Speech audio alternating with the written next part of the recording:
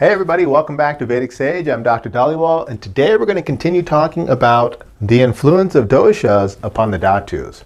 So again, the doshas, the primary doshas are Vata, Pitta, and Kapha, and the main 7 dhatus are Rasa, Rakta, Mamsa, Mida, Ashti, Majja, and Shukra, Artava.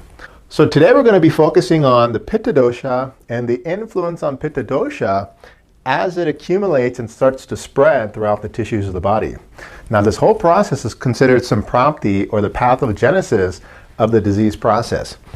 So Pitta, we've talked about Pitta dosha before in the past. Pitta has the qualities of hot, sharp, light, liquid, mobile, and oily. And Pitta tends to stagnate or accumulate within the small intestines of the GI tract.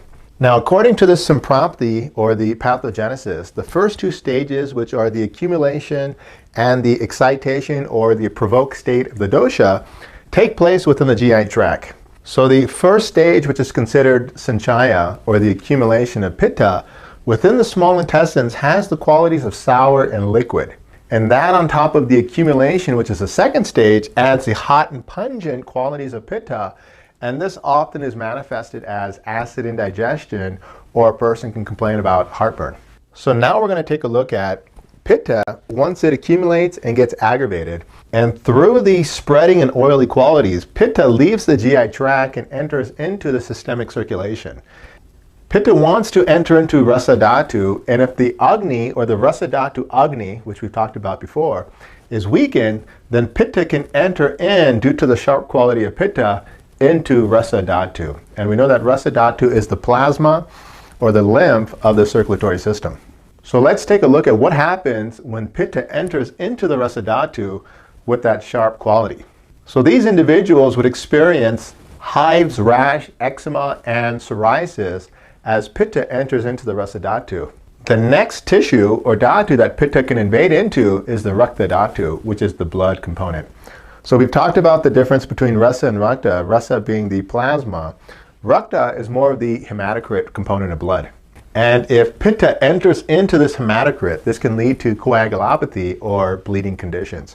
Now, the expression of this bleeding depends on the vector in which Pitta is moving. If it's an upward movement, it may be demonstrated by a nosebleed. Or if Pitta is moving downward, it can express itself, for example, bleeding per rectum or in the vagina.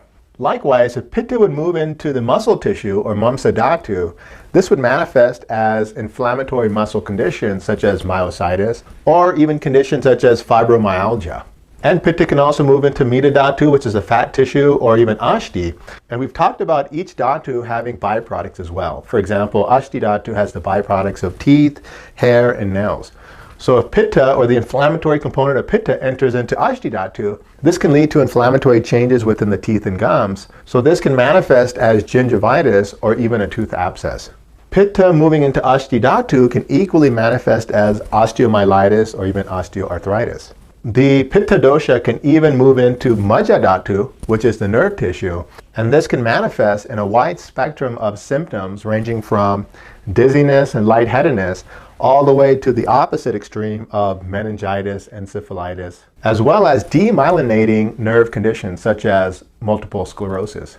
These hot penetrating qualities can also move into the sexual organs and can lead to inflammatory or infectious conditions such as orchitis, epididymitis, and urethritis. So this was just an example to see how certain doshas, Vata, Pitta, or Kapha, can accumulate and become unbalanced, and once unbalanced can leave the GI system and spread within the circulation and enter into different tissues, or dhatus. This whole process is considered the samprapti, or the pathogenesis of disease, due to unbalanced doshas and the doshas entering into the bodily tissue. In the upcoming videos, we'll talk about the management of how to keep the doshas balanced, and once the doshas do penetrate into certain dhatus or tissues, how to manage these conditions such as rash, hives, urticaria, eczema, whether it be bleeding conditions or bone conditions or neurological signs and symptoms. So we'll talk about this all in greater detail, but I hope you guys enjoyed, and until next time, take care.